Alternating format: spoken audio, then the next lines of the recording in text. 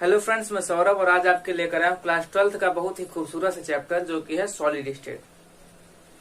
Solid state के बारे में हमको यहाँ पे पढ़ना है कि अगर कोई भी मैटर हमारे सराउंडिंग में सॉलिड स्टेट में पाया जाता है तो वह सॉलिड स्टेट में क्यों पाया जाता है। यहाँ पर हमको सॉलिड स्टेट में पढ़ना है कि उसका अल्ट्राफाइन स्ट्रक्चर कैसा होता है, क्लासिफिकेशन ऑफ सॉलिड्स और उसके बहुत सारे फैक्ट्स के बारे में, ठीक है, जो कि हम पिछले क्लासेस में अभी तक नहीं पढ़े हैं। एक चीज यहाँ पर जान लीजिए, सॉलिड स्टेट के बारे में हमको यहाँ पर, ठीक है, थोड़ा बेसिक लेवल से पढ़ना है। बेसिक लेवल मीन्स उसका इंटरनल स्ट्रक्चर, उससे कहीं अलग बात करनी है हमको मॉलिक्यूलर लेवल पे या फिर अल्ट्राफाइन स्ट्रक्चर्स को लेकर उनकी क्या क्या प्रॉपर्टीज होती हैं, ठीक है, और उनमें क्या क्या चेंजमेंट हो सकता है, ठीक है, विद इम्प्योरिटीज और एनीथिंग एल्स, जो भी है हम अभी इस लेसन में देखने वाले हैं। लेसन को शुरू करने से पहले हम उसका एक ब्लूप्रिंट जान लेते हैं कि इस लेसन में हमको क्या क्या सीखना है। तो चलिए देखते हैं। सबसे पहले हमको जानना है कि हमारे सराउंडिंग में जो भी सॉलिड स्टेट में है वो क्यों है।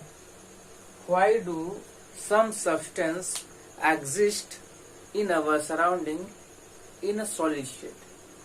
मीन्स हमारे सराउंडिंग में कुछ चीजें, कुछ नहीं बहुत सारी चीजें जो सॉलिड स्टेट में है तो क्यों है। What is the reason of any substance to be a solid? Okay, यहाँ पे फैक्चुअल रीजन के बारे में हम जानने वाले हैं। दूसरा है जनरल कैरेक्टरिस्टिक्स ऑफ सॉलिड, ठीक है। यहाँ पर क्या है कि हमको पता है कि क्या होते हैं सॉलिड के जनरल कैरेक्टरिस्टिक्स, बट यहाँ पर उन कैरेक्टरिस्टिक्स के रीजंस को जानना है कि आखिर क्यों होते हैं, उनके कैरेक्टरिस्टिक्स जो हैं वो क्यों हैं, इनके बारे में हमको यहाँ पर सीखना है। अगला है हमारा क्लासिफिकेशन ऑफ सॉलिड्स, ठीक है। Classification of solid into crystalline and amorphous. तो यहाँ पर एक चीज जान लेते हैं, crystalline and amorphous solids solid का एक ब्रॉड कैटेगराइजेशन है, क्योंकि सॉलिड्स को, जो आपके क्रिस्टलाइन सॉलिड्स हैं, उनको और भी डिवाइड किया गया है। तो यहाँ पर जो मोटा मोटा है, ठीक है, सॉलिड को क्रिस्टलाइन एंड एमॉर्फस में डिवाइड किया गया है।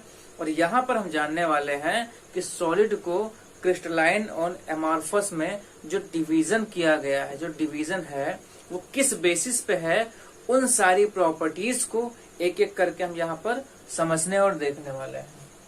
अगला है हमारा further classification of crystalline solid. तो भैया यहाँ पर जानेंगे कि जो हमारा क्रिस्टलाइन सॉलिड है उनको और भी पार्ट्स में डिवाइड किया गया है, वो कौन कौन से हैं उनको यहाँ पर हम जानने वाले हैं। अगला है हमारा properties of solids related to the structure of solid. और एक चीज पहले आप जान लीजिए, यहाँ पर जो स्ट्रक्चर की बात कर रहे हैं, ठीक है, वहां पर है, ठीक है, क्या है, यहाँ पर अल्ट्राफाइन स्ट्रक्चर की बात कर रहे हैं। Ultrafine structure, ultrafine structure means होता है स्ट्रक्चर एट द एटॉमिक या फिर मॉलिक्यूलर लेवल। जो इनके अंदर हम समझने वाले हैं एटॉमिक या फिर मॉलिक्यूलर लेवल का जो स्ट्रक्चर है, उसकी वजह से जो आपकी प्रॉपर्टीज होंगी सॉलिड्स की, यहाँ पर हम उनको सर्च करने वाले, उनको समझने वाले, उनके फैक्ट को समझने वाले हैं। Correlation between structure and properties of solid. यहाँ पर जो सॉलिड की प्रॉपर्टीज है, ठीक है, उनको हम समझने वाले हैं with relation to structure of solid. मतलब किसी भी सॉलिड का जो स्ट्रक्चर है उसकी वजह से उसमें क्या क्या प्रॉपर्टीज हैं, उनको हम इस यहाँ पर भी समझने वाले हैं, उनको हम यहाँ पर समझने वाले हैं। Modification of properties of solid due to structural imperfections, यहां पर एक चीज और ऐड होगा, इनपरफेक्शंस और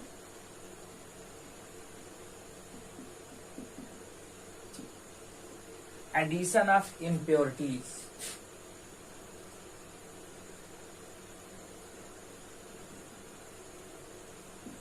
ठीक है, मीन्स यहां पर अगर सॉलिड में कोई भी उसके अंदर जो 3 डायमेंशनल स्ट्रक्चर होता है उसमें इनपरफेक्शंस आ जाए, उसमें चेंज हो जाए, या फिर वहां पर सॉलिड में कुछ बाहर से इम्प्योरिटीज को ऐड कर दिया जाए, तो उनकी प्रॉपर्टीज में क्या मॉडिफिकेशन होगा, क्या चेंज होगा, उसको हम यहाँ पर समझने वाले हैं। तो चलिए इसको हम एक एक करके समझते हैं। चलिए यहाँ पर पहले हम जानते हैं सॉलिड की डेफिनेशन के बारे में।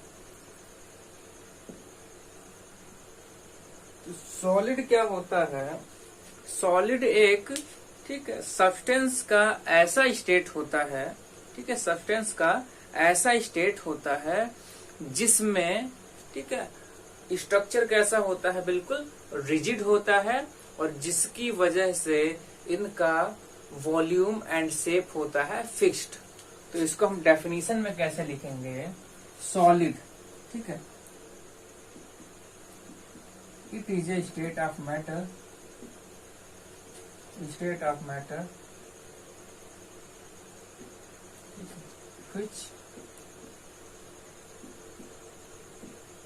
is rigid in nature, which is rigid in nature and hence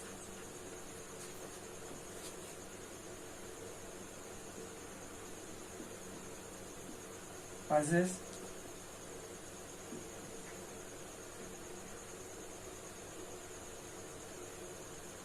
fixed volume and shape. याद रखिए यहाँ पर पहली चीज ये है कि इरिजिड होते हैं, नेचर में कैसे होंगे? रिजिड, ठीक है, फिक्स्ड होगा बिल्कुल इनका शेप और वॉल्यूम। अब भैया ये जानिए पहले जो रिजिडिटी होती है वो क्या होती है? रिजिडिटी मीन्स होती है नॉर्मल भाषा में हार्डनेस। अगर कोई चीज हार्ड है, ठीक है, तो उसकी वजह से उसमें क्या होगा? उसका फिक्स्ड शेप होगा। ठीक है, अगर किसी चीज का शेप फिक्स्ड है इट मीन्स उसका वॉल्यूम भी फिक्स्ड होगा।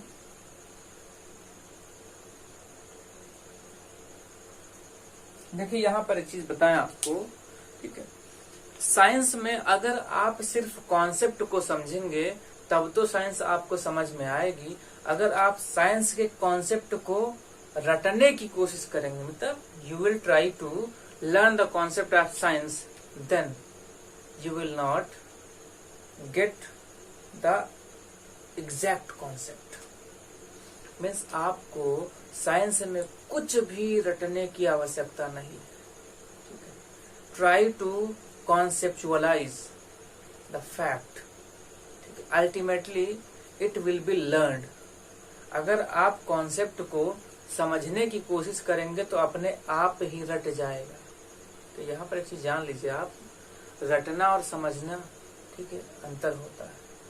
ठीक है, और रटना और रट जाना इसमें भी अंतर होता है। अगर आप फैक्ट को समझने की कोशिश करेंगे तो वो अपने आप आपको रट जाएगा। अगर आप फैक्ट को रटने की कोशिश करेंगे ना ही वो रट पाएगा और ना ही वो समझ आएगा। ओके, तो चलिए आप सिर्फ कॉन्सेप्ट को समझते चलिए। अगर कोई चीज हार्ड है, ये मार्कर एग्जांपल लेते हैं, अगर ये हार्ड है तो इसकी वजह, हार्डनेस की वजह से इसका वॉल्यूम भी फिक्स्ड हो, शेप भी फिक्स्ड है।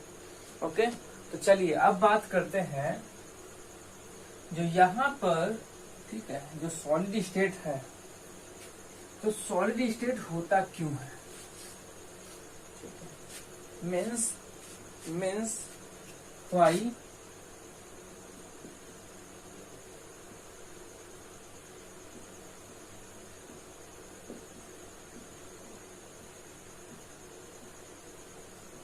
exist in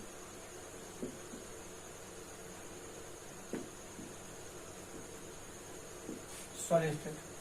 ठीक, इनको जानने से पहले हम दो फैक्ट जानेंगे जो एक दूसरे से काउंटरैक्ट करके, ठीक, एक दूसरे से काउंटरैक्ट करते हैं और उसी वजह से डिसाइड होता है कि वह सब्सटेंस किस स्टेट में होगा। तो वो दो फैक्ट कौन कौन से उनको समझ लेते हैं पहले। चलिए, पहला होता है इंटरमॉलिक्यूलर फोर्स ऑफ अट्रैक्शन।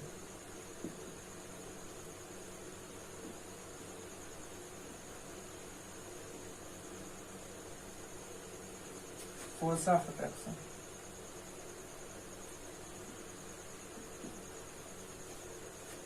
दूसरा होता है thermal energy.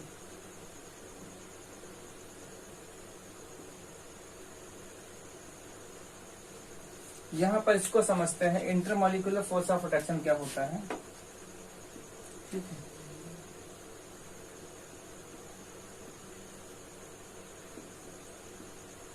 Force of attraction between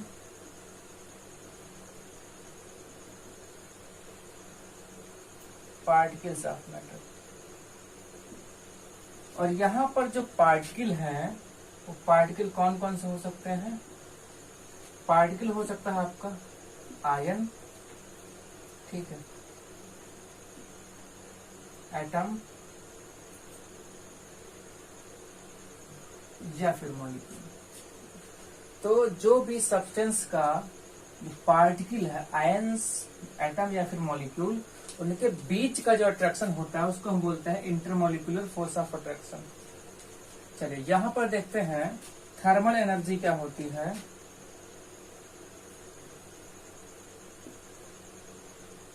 energy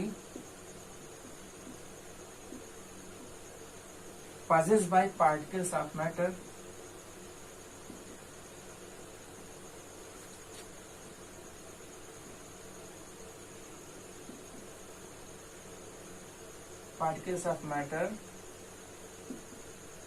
due to temperature।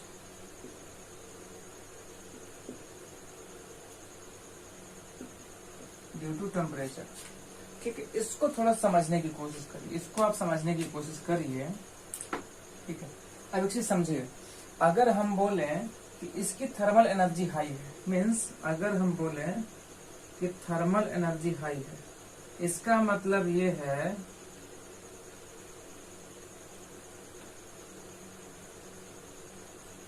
इसका टेम्परेचर हाई है। ठीक है, अगर टेम्परेचर हाई होता है, टेम्परेचर हाई होता है तो उसकी काइनेटिक एनर्जी पे क्या इफेक्ट आएगा। पार्टिकल्स की काइनेटिक एनर्जी पे क्या इफेक्ट आएगा। काइनेटिक एनर्जी भी हाई हो जाएगी। अगर सब्सटेंस के पार्टिकल्स की काइनेटिक एनर्जी हाई हो गई तो क्या करेंगे, मूवमेंट होगा, मूवमेंट ऑफ पार्टिकल्स होगा, यस होगा। और किसी भी सब्सटेंस के सॉलिड स्टेट में रहने के लिए ये जो मूवमेंट है ये होना नहीं चाहिए। इट मीन्स होना क्या चाहिए। ठीक है, यहाँ पे एक टॉपिक अपना डिसाइड कर लेते हैं, क्या है, आइडियल कंडीशंस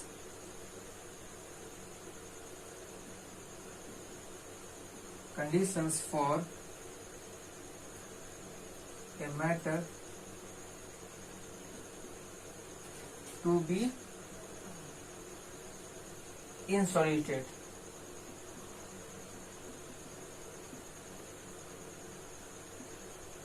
तो दो कंडीशन है। पहला है आपका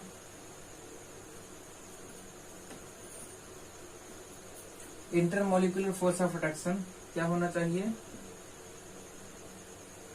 हाई होना चाहिए। दूसरा है थर्मल एनर्जी लो होनी चाहिए। थर्मल एनर्जी कैसी होनी चाहिए, लो होनी चाहिए। ठीक है, तो intermolecular force of attraction must be high and thermal energy must be low. ठीक, अब इसका रिवर्स समझ लेते हैं। सॉलिड को मेल्ट करने के लिए, ठीक है, सॉलिड को मेल्ट करने के लिए हम टेम्परेचर को हाई करते हैं, मतलब उसकी थर्मल एनर्जी को इंक्रीज करते हैं, जिसकी वजह से पार्टिकल्स की काइनेटिक एनर्जी हाई होती है और उसके पार्टिकल्स क्या होते हैं, मूव करने लगते हैं। और जहां पर भी सब्सटेंस के पार्टिकल्स को मूवमेंट की फ्रीडम होती है, उसको हम बोलते हैं आइदर लिक्विड स्टेट और गैस स्टेट। उसको भी आप देखेंगे आगे चल के, ठीक है। उससे पहले हम इसको ही समझेंगे यहाँ पे, ठीक है। ओके, चलिए इसको मिटा दे रहे हैं। चलिए अब हम जानते हैं सॉलिड्स के जनरल कैरेक्टरिस्टिक्स के बारे में।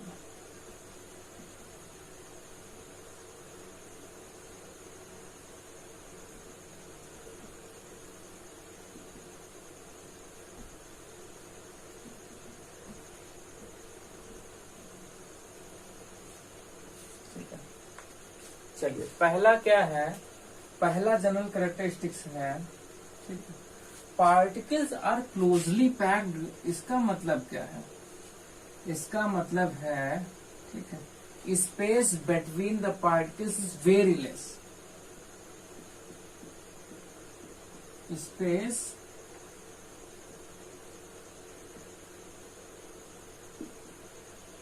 Between the particles are very less. या फिर इसको हम थोड़ा सा स्टैंडर्ड लैंग्वेज कहेंगे, intermolecular spaces are very less, ठीक है। इंटर एटॉमिक या फिर intermolecular space is very less.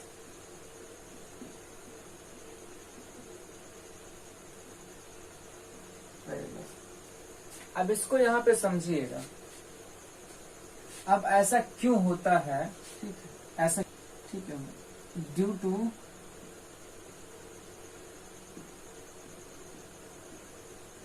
High force of attraction between particles.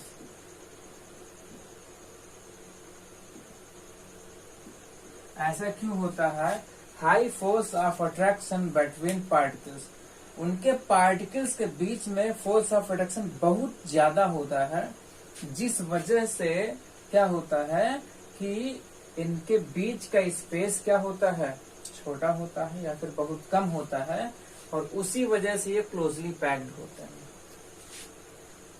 अगला हम बात करें, ठीक है, क्या होते हैं, रिजिड होते हैं। रिजिड होता है। अब क्वेश्चन ये बनता है कि रिजिड क्यों होते हैं। रिजिड होते हैं ड्यू टू वेरी हाई, ठीक है, force of attraction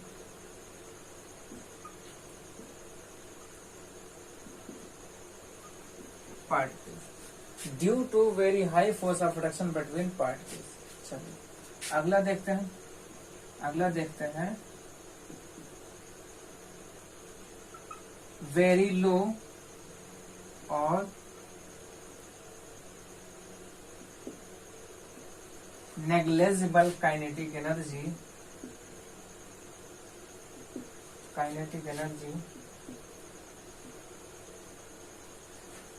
of the particles of the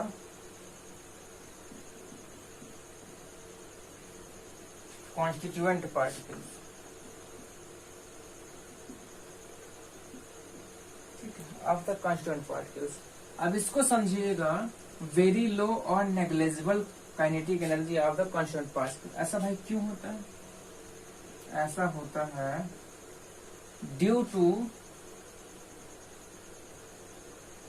fixed position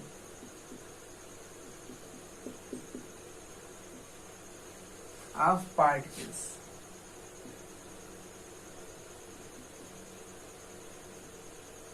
इसका मतलब क्या है, फिक्स्ड पोजीशन ऑफ पार्टिकल्स का मतलब है कि no movement,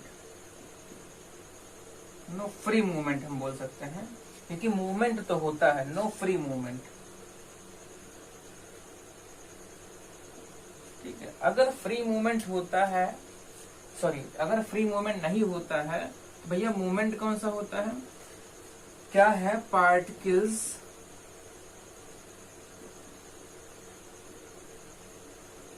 only moves around their mean position, mean position।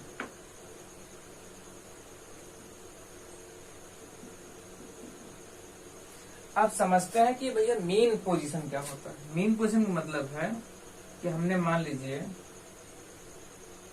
ये एक्स एक्सिस है, ये वाई एक्सिस है, जेड एक्सिस है, यहां पर एक एटम ले लिया, या तो ये एक्स एक्सिस पे अपनी पोजीशन से ऊपर और नीचे मूव करे, या तो ये वाई एक्सिस पे इधर और इधर मूव करे, या फिर ये ऐसे और ऐसे मूव करे। ठीक है, but it must not leave its original position. अपनी पोजीशन के चारों तरफ ही सिर्फ क्या करेगा, ये मूव करेगा। ठीक है, बट अपनी एक्चुअल पोजीशन को ये छोड़ के जा नहीं सकता है, जैसा कि लिक्विड और गैसेस में होता है। इसको हम बोलते हैं, ठीक है, particles only move around there mean position. ठीक है, तो मीन पोजीशन मतलब ये होता है। चलिए अगला देखते हैं, अगला है हमारा हाई डेंसिटी।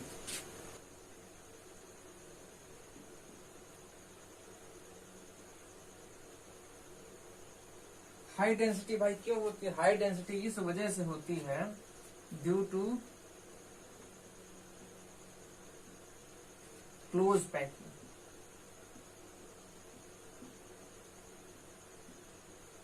ऑफ पार्टिकल्स, और क्लोज पैकिंग के टाइप्स के बारे में आपको समझना है अभी आगे चल के। ठीक है, due to close packing of particles. अगला है हमारा इनकम्प्रेसिबिलिटी।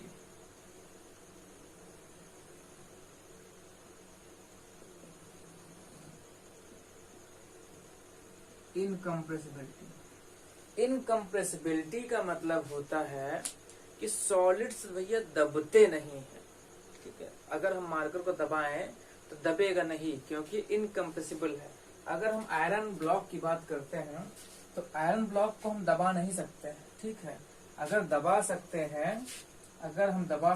हैं तो क्या है, very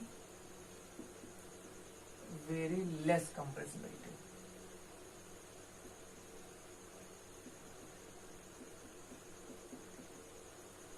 very very less compressibility. ठीक है, अबाउट नेग्लिजिबल, जिसको हम बोलते हैं अबाउट नेग्लिजिबल।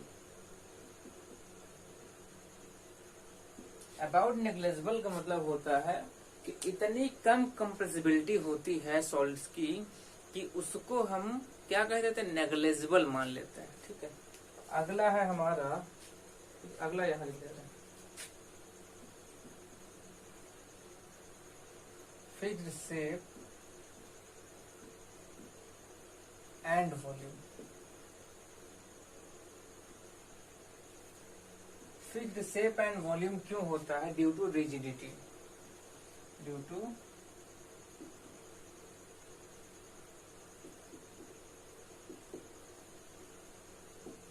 रिजिडिटी। ओके, क्या होता है कि किसी भी सॉलिड का शेप और वॉल्यूम फिक्स्ड होता है। क्यों होता है, क्योंकि वो रिजिड होते हैं। रिजिडिटी की वजह से ही इनका शेप एंड वॉल्यूम फिक्स्ड होता है। ठीक है, चलिए मिटा देते हैं इसको। ओके, आज के लिए इतना ही। अगले लेक्चर में हम पढ़ेंगे classification of solids into amorphous and crystalline solids, और वहां पर हम जानेंगे कि किस बेसिस पे एमॉर्फस एंड क्रिस्टलाइन सॉलिड्स को क्लासिफाई किया गया है, और हर एक प्रॉपर्टी जिस प्रॉपर्टी के बेसिस पे क्लासिफाई हुए हैं, हर एक प्रॉपर्टी को बहुत डिटेल में समझने की कोशिश करेंगे। थैंक्स।